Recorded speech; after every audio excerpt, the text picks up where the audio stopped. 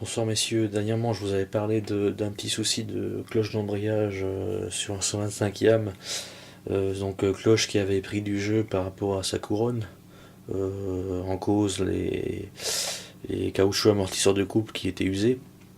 Donc la cloche avait été démontée avec les rivets cassés, hein, les trois rivets. Et après, le souci, c'était de trouver les composants adéquats à cette réfection. Et vu que ça ne se détaille pas en principe sur ce modèle, c'était un peu la loterie de savoir si ça se ferait ou pas. Finalement, en contactant Yambits au Royaume-Uni, Yambits vend ce genre de pièces, mais plutôt pour RD 2,5 et puis d'autres bicylindres Diam, RDLC, tout ça, mais normalement pas pour 125. Et bien en les contactant, figurez-vous que j'ai obtenu des dimensions et les caoutchoucs ainsi que les rivets qu'ils vendent, eh bien ils sont compatibles. Donc je vais vite fait vous montrer. On a donc la cloche en alu qui a été nettoyée, le petit joint clingérite que j'ai redécoupé, l'ancien était déchiré parce que avec le mouvement accentué de la couronne, ça l'avait flingué. Donc, le joint clingérite découpé, la couronne en place, le joint généreusement huilé. Ces trois caoutchoucs, on les conserve, ils sont en bon état. Ils serviront à éviter que la plaquette arrêtoire ne vienne bouffer la couronne. Ceux-là, on les garde, tout est bien huilé. Et ensuite, pour vous montrer les caoutchoucs que j'ai pu recevoir, ça, c'est l'origine. D'origine, on en a 6.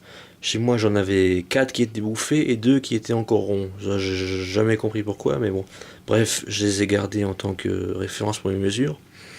Et là, nous avons le nouveau. Il n'est pas arrondi sur ses arêtes, mais ça, on s'en fout. Ce sont les mêmes. J'ai de la chance sur ce coup-là. Même épaisseur, même diamètre. Très belle surprise. Donc là, on en a donc 6.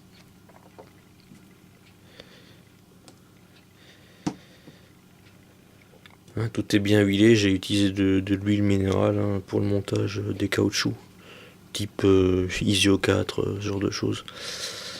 Voilà. Et le dernier, je pousse un peu la couronne.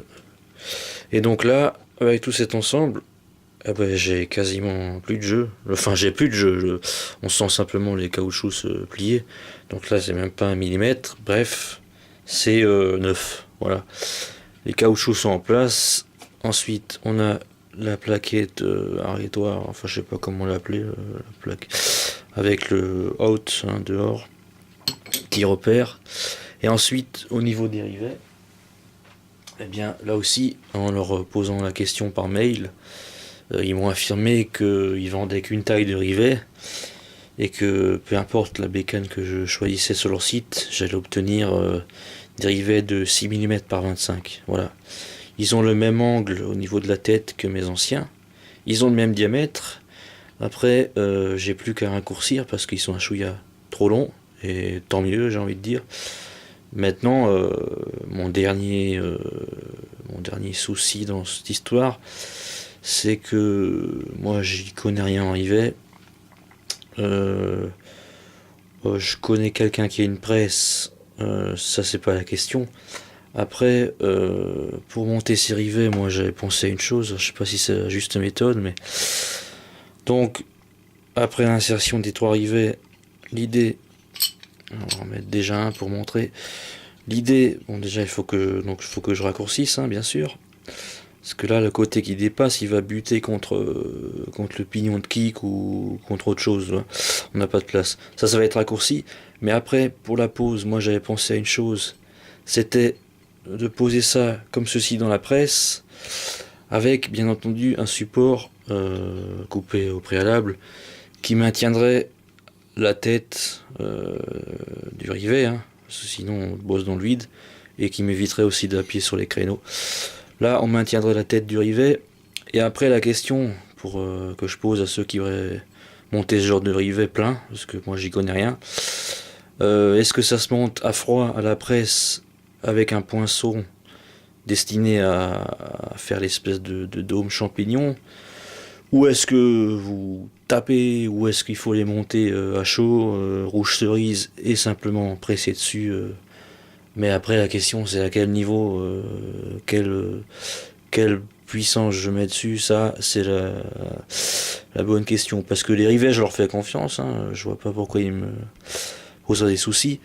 Mais si on les monte mal, ça pourrait vite tourner au gâchis dans ce moteur refait à neuf. Donc là, j'avais mesuré le dépassement des vieux rivets, j'ai conservé les côtes sur un papier là.